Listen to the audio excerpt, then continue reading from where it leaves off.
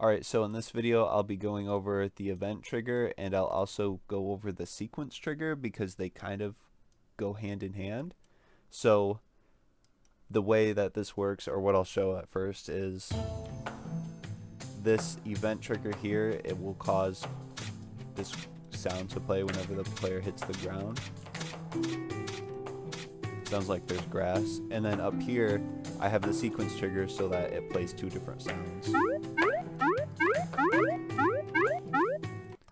So I'll start off with this because it's simpler. This event trigger is like a spawn trigger, so it'll spawn group 1. This is set to group 1, and this is triggered by spawn, so this just plays the sound effect. And the way to link this event to the player landing is this menu up here. You have feather landing, soft landing, normal landing, hard landing. I would just check all of these. There's no need to get super complicated with it. But there's a lot of stuff you can do with these events, which I think is really cool. A lot of events that can happen. But then, yeah, there's a lot of stuff you can do with the events too. For now, I'm just going to stick to the basics, which is the jump sound effect. And then if you're in the UFO, the event will spawn group 2, which is this sequence trigger. And this sequence trigger, I set it to mode loop, so that way, well, okay, first, sorry. The idea of the sequence trigger is it's like a spawn trigger, but it'll spawn a different thing each time it's activated. So it starts with group 3, and then after group 3 has been activated, the next time you spawn the sequence trigger, it'll activate group 4. And then since it's on, I don't know what that did. Since it's on mode loop, it'll, after group 4, it'll just go back to the start and spawn group 3. So if I go to these, this is group 3, this is group 4, and yeah, that's basically how it works. This event will trigger the sequence. That way you can have different sounds playing when you do that. And another thing I wanted to show really quick is you kind of want to have these events before they can ever happen, because if I move this all the way over here, it won't be able, like, this event trigger won't trigger this SFX until the sound has reached this part, like that. So if you listen here, it won't make any sound when I land if I don't have the sound over there. But now it does. So it'd be better to just move all this stuff to the beginning, or at least before it happens. Like I have this before the UFO portal. And there's no way the player can get there before the sound. At least I don't think. It's good practice just to keep it further back. Or you can set this as touch trigger or spawn trigger. That way you can force the event to occur, or to be able to occur once you hit this area. But that's the idea of the event. And I wanted to show one more thing, which I will just delete everything really quick. I'll try to be quick about this, guys.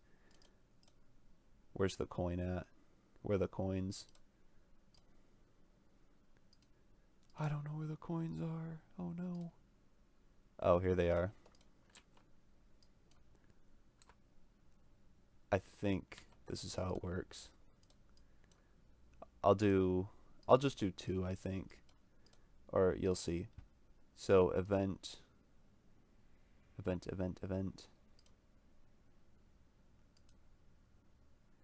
It's so hard for me to get used to this editor, guys. There's so much. Okay, event. I want to do pick up coin. Is that a thing?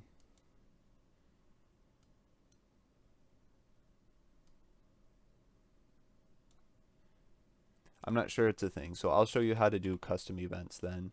That's probably better anyway. So I'll set this event to group 1, and it will be spawn trigger, multi-trigger.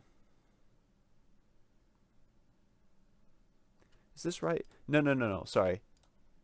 That won't work. The event won't work for a custom event. So the way to do a custom event, sorry, I'm learning at the same time, guys. All right, please understand. I gotta find a coin pickup sound. I love the search mechanic. I'm so glad that it's a thing. Ew. Oh no, no thanks. Oh, no thanks. Give me something good. There we go. That's the one that's used in the game, but we'll do 2 of them. So I'll do another one. Okay. So I have 2 coin sound effects here, and the idea is each time I pick up a coin, I want it to loop through these. So I'll set, I should have done this with one of the coins, but all the coins will toggle group 1. And now I just add group 1 will be a sequence trigger.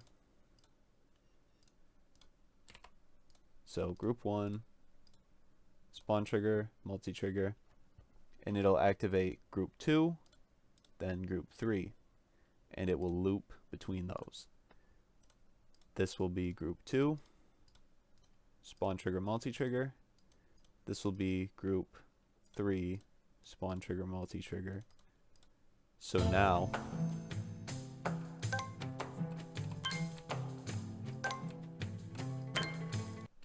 that's the idea. So you can also do that if you wanted. The way RobTop does it in the custom levels is like, say these are secret coins, the blue coins. The way he does it is the first coin you collect, when you collect one of the coins, it'll activate a sequence trigger, and it will play like a kind of quiet sound effect, and then the pitch will get higher, and then when you collect 3 coins, kind of like how it does in Super Mario, it'll play like the bling or whatever. But that's the idea. That's how the sequence trigger works, and that's how the event trigger works. They kind of go, I think they kind of go hand in hand, at least in platformer mode. But there's a lot of different stuff you can do with that. So I'm kind of excited to see how people use it. But that's the basics. So thanks for watching. Remember to like the video, leave a comment.